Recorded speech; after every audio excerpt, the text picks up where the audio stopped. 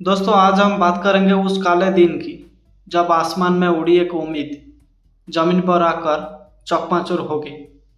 हम बात करें एयर इंडिया की फ्लाइट AI-171 की, जो अहमदाबाद एयरपोर्ट से लंदन के लिए रवाना हुई थी, लेकिन 30 सेकंड में ही मौत का फरमान बन गई।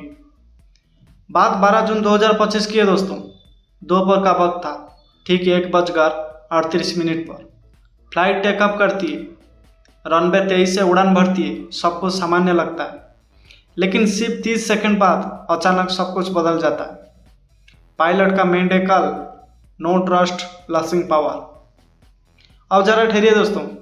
एक विमान जिसे उड़ने के लिए पूरी तकनीक, पूरी तैयारी और पूरे सिस्टम की जरूरत होती है, उड़ान भरते ही अचानक ट्रस्ट क्यों खो देता है? क्या इंजन फेलियर था? क्या कोई टेक्निकल गड़बड़ी थी जिसे उड़ान से पहले पकड़ा नहीं गया, या फिर जिम्मेदार कोई और है?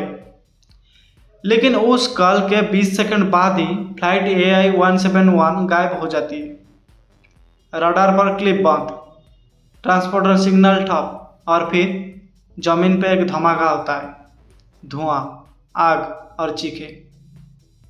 विमान गिरता है BJ मेडिकल कॉलेज के कैंपस में, छात्रावास और कैंटीन के बीच। सवाल ये उठते हैं दोस्तों, क्या DGCA को पहले से ही तकनीक गड़बड़ी की जानकारी थी? क्या एयर इंडिया की यह फ्लाइट मेंटेनेंस पार कर चुकी थी? क्या यह हादसा महज एक तकनीक गलती है या नीतियों की लापरवाही का नतीजा? क्योंकि आंकड़े बताते हैं यह विमान कोई नया विमान नहीं था। बोइंग 787 ड्रीमलाइनर VT-ANV 11 साल पुराना था, और इससे पहले भी माइनर टेक्निकल ग्लिचेस की शिकायत सामने आई थी। फिर क्यों नहीं रोकी गई ये फ्लाइट? अब आते हैं इस हादसे की भयानकता पर। आंकड़े आपको सन्न कर देंगे सुनने के बाद। विमान में कुल 242 लोग थे, 230 यात्री थे और 12 क्रू थे। उनमें से 241 की मौत हो गई। जमीन पर 28 लोग मारे गए, जो कैंटीन और हॉस्टल में मौजूद थे। और यह भारत के इतिहास का सबसे बड़ा सिविलियन प्लेन क्रैश बन गया। लेकिन क्या हमने सबक सीखा है, या फिर हम दोबारा वही टेक्निकल फेलर की थियोरी पर रिपोर्ट बनाकर फाइल बंद कर देंगे? क्योंकि हादसे के बाद जैसे ही ब्लैक बॉक्स बरामद होता है तो DGCA और AAIB जांच का आश्वासन देते हैं। NTSB और UK की एजेंसियां भी जांच से जुड़ जाती है। लेकिन देश की जनता को एक बात साफ साफ समझनी चाहिए कि ये हादसा महज एक विमान का गिरना नहीं है, ये एक पूरे सिस्टम की गिरावट का सबूत है। एक और अहम बात, इस विमान में मौजूद है गुजरात के पूर्व मुख्यमंत्री विजय रूपाणी। उनकी भी मौत की पुष्टि हो चुकी है। और अगर VIP यात्री ना होते तो क्या मीडिया में यह खबर भी इतना उछलती? क्या 241 आम नागरिकों की जान इतनी अहम होती? अब बात करते हैं एकमात्र सर्वाइवर की।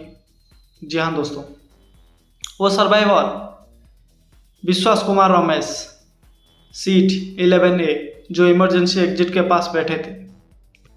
उनकी जान इसलिए बच गई क्योंकि धमाके के बाद वो बाहर की ओर फेंक दिए गए थे। उन्होंने कहा कि मैंने जिंदगी को एक बार फिर से पाया है, लेकिन वो चीखें भूल नहीं पा रहा हूँ। और यही है इस हादसे की असली कहानी। टेक्नोलॉजी फेल हो सकती है, इंसान नहीं।